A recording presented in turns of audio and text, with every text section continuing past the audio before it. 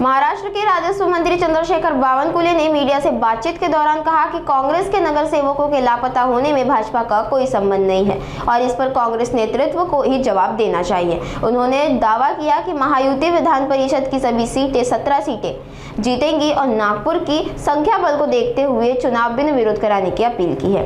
राहिला भारतीय जनता पक्ष महायुतीचा प्रश्न। महायुती 17 सीट जिंकेल। नागपूरमध्ये तर मी काँग्रेसला आव्हान केलं आहे आणि सर्वच पक्षाला आव्हान केलं आहे की नागपूरमध्ये जवळपास 600 मतं भारतीय जनता पार्टी महायुतीकडे आहे 800 पैकी। त्यामुळे एक साईड निवडणूक आहे, त्यामुळं जे काही प्रधानमंत्री महोदयांनी आव्हान केलं डिझेल गाड्या वगैरे यावर शेवटी आपल्याला माहिती आहे की संख्याबळावरच या निवडणुका होत असतात।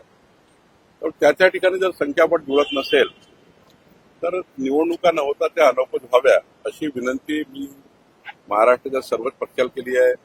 हर्षवर्धन सपकाळजींना विनंती करणार आहे, सर्वांनाच विनंती करणार आहे। शरद पवार जी आहेत, उद्धवजी आहेत, या निवडणुकामध्ये खूप डिझेल पेट्रोल वगैरे जे काही लागणार आहे ते वाचवण्याच्या दृष्टीने आणि प्रधानमंत्री महोदयाचं आव्हान जे आहे की निवडणुकीमध्ये फार खर्च होणे किंवा खूप ही निवडणूक शेवटी मोठी आहे, म्हणजे खूप फिरावं लागणार आहे, प्रवास प्रचार करावा लागणार। ठीक आहे, काय आम्ही गाड्या कमी ठेवू वगैरे, पण तरी जावं तर लागणार। माझी विनंती आहे की सर्वांनी निवडणूक अनौपचारिक करावी। वडेट्टीवार यांच्या मतदारसंघातील शिंदेवाईचा नगराध्यक्षच गायब आहे काँग्रेसचा। मी आधीच सांगितलं की काँग्रेसचे नगराध्यक्ष नगरसेवक कुठे गेले हे तिथल्या नेत्यांनी बघायचं आहे। काँग्रेसचे नेते याकरता सक्षम आहे, त्यांच्या पक्षात मी बोलणे काही योग्य नाही। नावं चर्चेत आहे काही नागपूरची, अरुण लखन यांचे नाव चर्चेत असल्याच्या काही माहिती पुढे येत आहे। नावं केव्हा जाहीर होतील?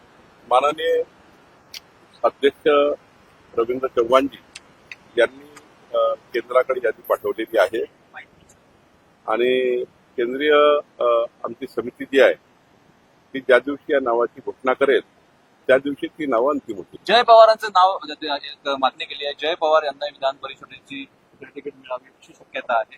भाजपची काय भूमिका आहे? हा पक्ष राष्ट्रवादी काँग्रेसमध्ये कुणाला तिकीट द्यायची, जय पवार द्यायची की इतर कुणाला द्यायची याबद्दलचा निर्णय माननीय सुनेत्रा पवारजी करतील। पेट्रोल डिझेलचे भाव ज्या पद्धतीने वाढले, एक माहिती